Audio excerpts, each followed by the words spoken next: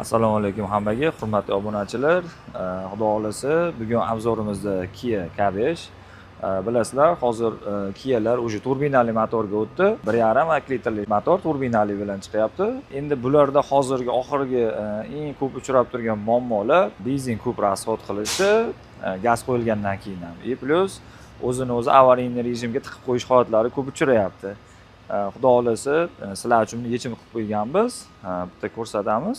Lavato N2 yangi blok, bu italyanskiy blok, Gers injektorimiz и Lavato o'sha 190 tali o'sha reduktorimiz. Endi ustanovka iloji boricha yo'llarni chiroyli qilib berdik.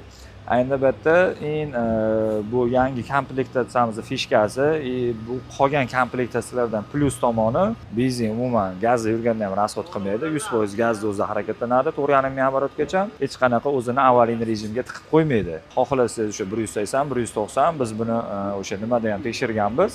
Poligonda ham o'sha videoni ko'rsalar ham bo'ladi. Qoda tezlikda ham o'zini o'zi hech qanaqa avariyniga tiqmagan. Hop, bitta ballon qismini ham ko'rsatamiz.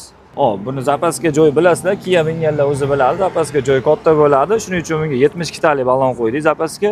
Ballon 72 tali bo'lgan, o'zini joyiga o'sha как положено заводскойda tushadi. Blok armatura o'sha уровень datchigi salonda ko'rsatadi. Mana shu datchigi hisoblanadi. Trubkalar o'sha обязательно termoplast qilindi. Hech qanaqa ko'tarilib qolmaydi. Ключаторni ham ko'rsatamiz. Hop, ko'rsatsangiz bo'ladi. Lavato brendniki.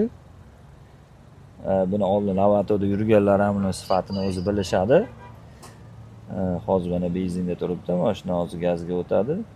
Mana bu yerda gazi qancha qolganini o'sha уровень bo'yicha ko'rsatadi. Bitta tochkalar o'chib boraveradi.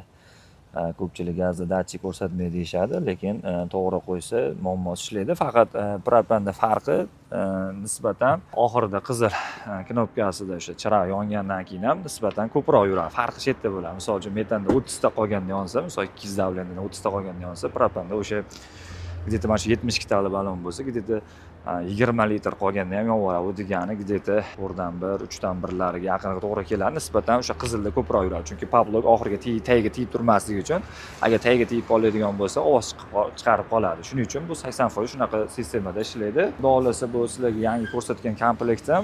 Buni qo'shimcha yana blogi bor. Bitta ko'rsatmabmiz. Qo'shimcha buni emulyatori bor. Bu shu komplektatsiyaniki, bu shu yaxlit bitta komplekt bo'ladi. Shu bilan xudo xolasa shu komplektatsiya bilan akam bilan yurdik. Endi akam hozir o'zlari endi atsif berishmadi. Men o'zim aytganda qisqasi benzinda hech qanaqa yurish farqi yo'q. Nobog'da sizlarda Kia yoki GDI sistemada ham xudo xolasa qolgan modellarda ham o'sha yangilik qilib qo'ydik. Xudo xolasa bular birma-bir olib chiqamiz. Xudo xolasa endi GDI sistemada ham hech qanaqa benzin rasxodsiz 100% gazda o'zida mashinamiz harakatlanadi. Bundan keyingi o'sha 100% qilgan mashinamizni qo'yib boramiz. Bizni kuzatishda davom etinglar. Bundan ham qiziq bo'lgan sizlarga foydali ma'lumotlar qo'yib boramiz.